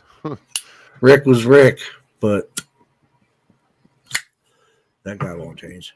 But yeah, what was I going to say? I don't know. Something about the fishing. I forgot now. Mr. Lee says, trout, I love to eat. I've caught some saltwater. Oh, bass. That what you said about you like catching catfish, Mogs. Yeah, I mean that's the most fun I've ever had. Is cat. The two fish I've fished for the most in my life is catfish and largemouth bass. Yeah. Arizona, I didn't even fish for bass, and there were bass there. I just concentrated on catfish and trout. Yeah. Never caught anything worthwhile. Yeah. In Arizona, as far as bass go. Catfish, crappie for me. Crappie's the next one that we're going to start getting here because it's starting to get a little colder, so the water's going to get colder, and the crappie will get active. Yeah, you can catch crappie here in the winter. You can ice fish for crappie here. Yeah. Caught a lot of them down when I lived in Virginia. I go to some of the streams and the lakes. Catch a lot of and they had white crappie, or some people call them crappie. Right. But yeah, they had. The first time I caught a white crappie, I didn't even know what I had at first, And guys like, oh, that's a white crappie. Yeah, the first time I caught a walleye, I was like, I went to lip it like a bass because that's what I thought it was. It was in Arizona. And I was like, oh, shit, look at the size of this bass. And I went to lip it, and I saw the teeth, and I was like, oh, that's not a bass. And I realized, I was like, oh, crap, that's a walleye. Yeah. We have walleye. And I let him go. I live about 5 or 6 minutes from Lake Monroe. It's the largest lake in Indiana, but it's still not that big. We don't have any massive lakes or anything. If you went up to the Great Lakes up near Chicago or something like that, but that's about it. So that's kind of nice, to have that, I guess. But you go like somewhere like LBL, that place will spoil you. Yeah. Yeah, I caught a few bass, some nice catfish there, in LBL. Well, if you during the mussel season. And you can use that mussel meat for catfish bait. It seems like it works, but but that's in like September, I think. I'm trying to remember what I used for the catfish. Chicken liver is about the best. Chicken livers. I might have used chicken livers and worms. That's what I always used for catfish, pretty much. And I used to use worms more often because dealing with the chicken liver sometimes this was a pain in the ass for me. Yeah, it's nasty in your boat too.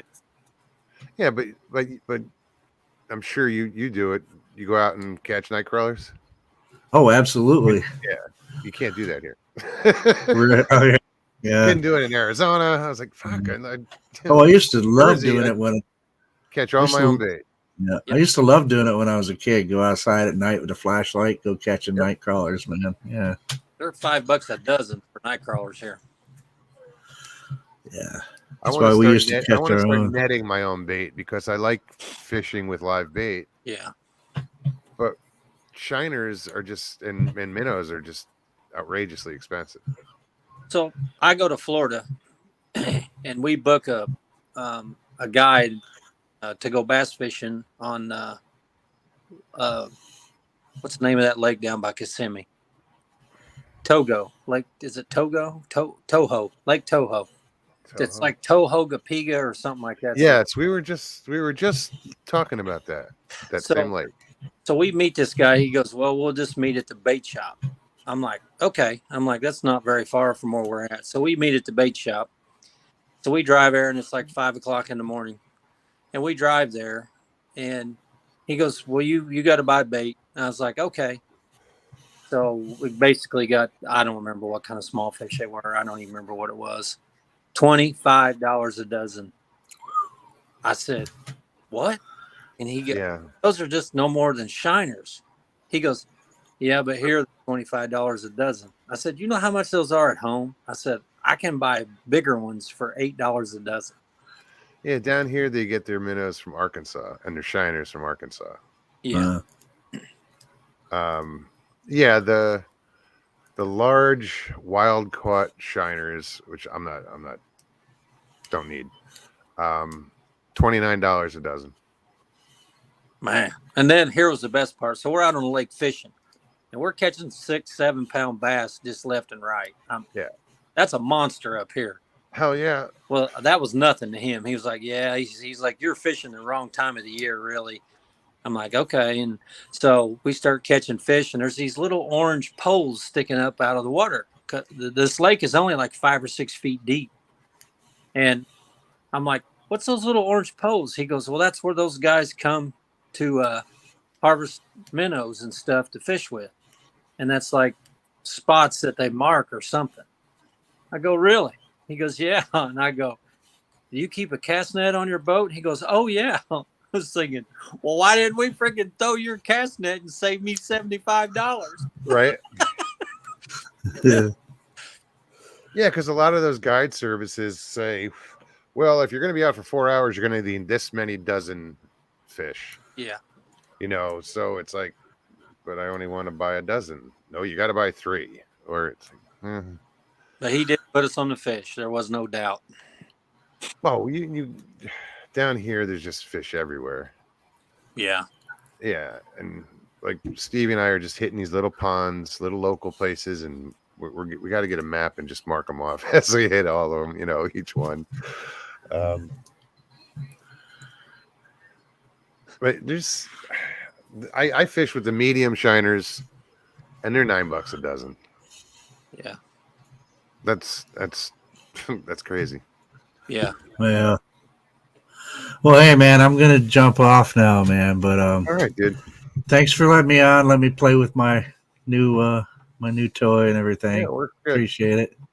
Nice meeting you, Jamie. You too, buddy. It's pretty cool talking, man. Yeah, you too. So, all right, you Joe. guys have a good night. We'll see you. You too. Take care.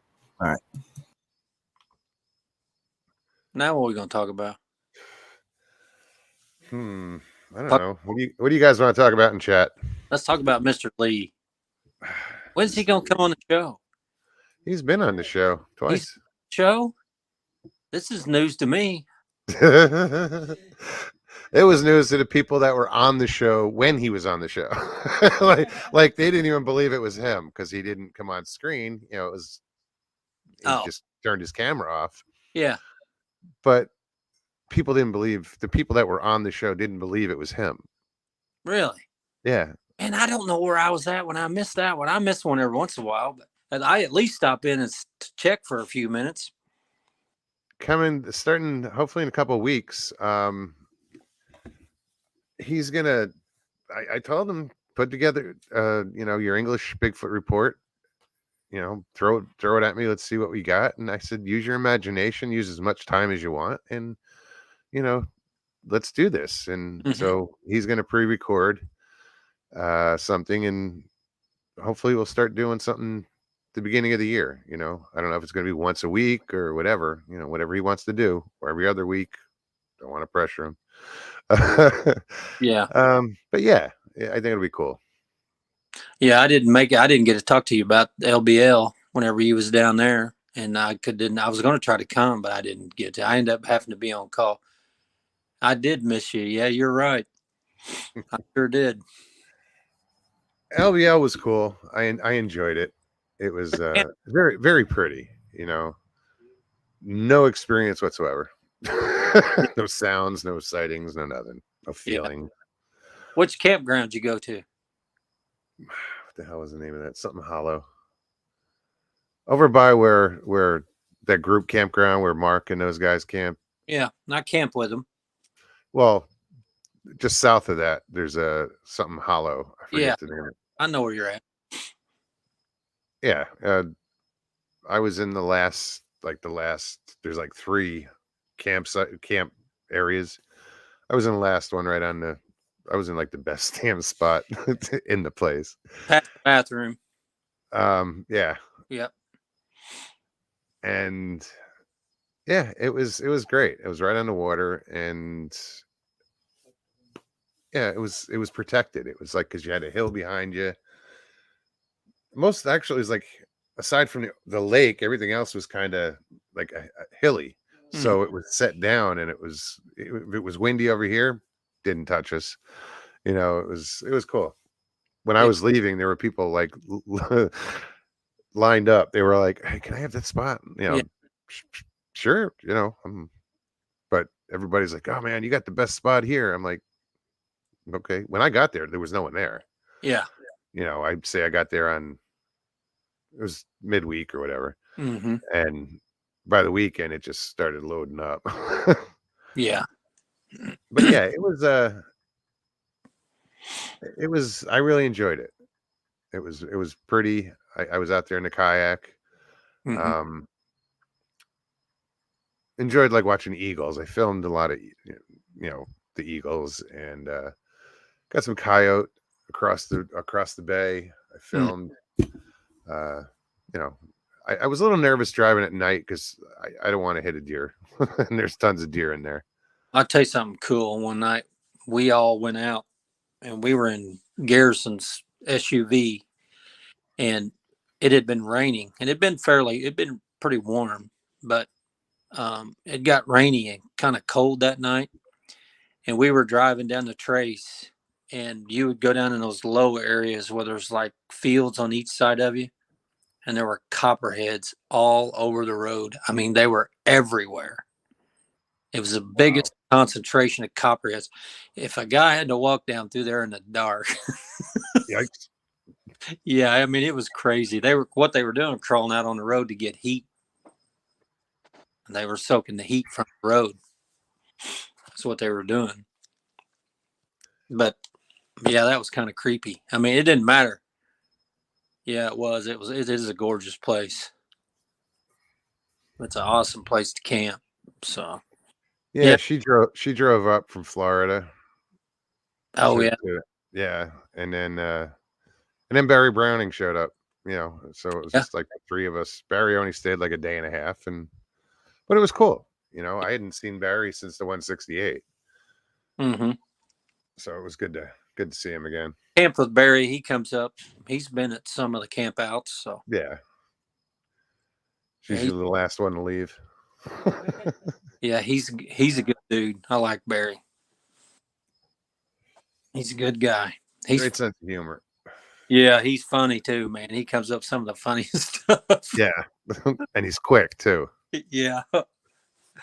Yeah. Well, Mogs, I'm gonna get off here, buddy. All right, man. I appreciate you popping on. I just thought I'd stop in and say, hey, talk about fishing. Bore everybody to death, or my ears burning now, man. Some people like it, some people hate it. Yeah. You know. Yeah. The people who hate it, get out and go fishing. Yeah. Hey, and we'll talk to you later. Have a good night. You too, Jamie. Thanks. Catch you later. All right. Bye. Well, that was cool of Jamie to stop by. Everybody that's been stopping by, guys, we still have about 15 minutes left. Anybody wants to come on? The link is in chat. Make sure we try again. There we go.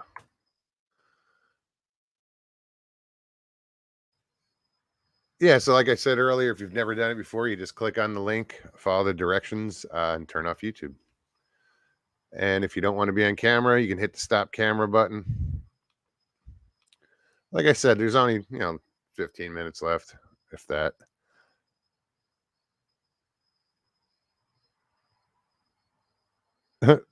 Steve says it's almost her bedtime. Oh, yeah. I forgot. Since I've been working on her car, I told her I'll drive you. I drove her over and picked her up from work today just so I could work on the car. And then I got it running, but I don't trust it Like I want to test it. I want to take it out. I got to do some tweaking with it before I let her get behind the wheel of it. So yeah, I got to get up early and take her to work. But hopefully what I'm doing is, solves the problem. Unfortunately, I have my doubts. I'm going to go out after the show, stick a light under the car and see how much oil is there. Because there had been a lot. And like I said, I changed the valve covers, gaskets, and if it's still leaking, then the only other thing I know to do is try to either change the gasket on the oil pan or just try to tighten it up. I think I'll try tightening it first.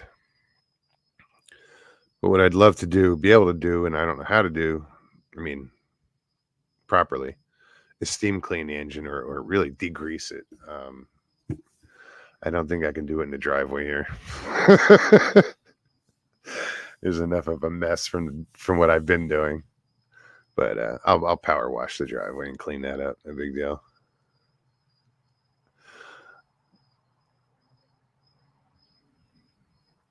But she needs a car that runs. We've had issues with it in the past, getting stuck on the side of the road here and there, and here and there and there and over there. And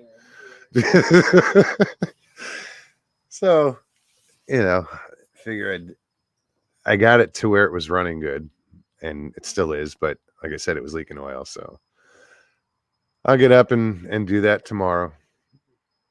But, well, guys, if no one else is going to pop on, I'll probably bail on you early.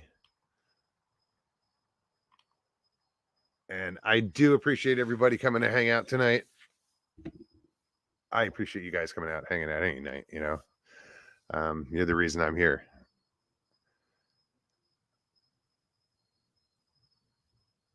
Okay, Bob's got a question. Here's a question for people who have been out looking for Bigfoot. Has anyone destroyed some of the structures that are attributed to the Bigfoot? Was there a reaction?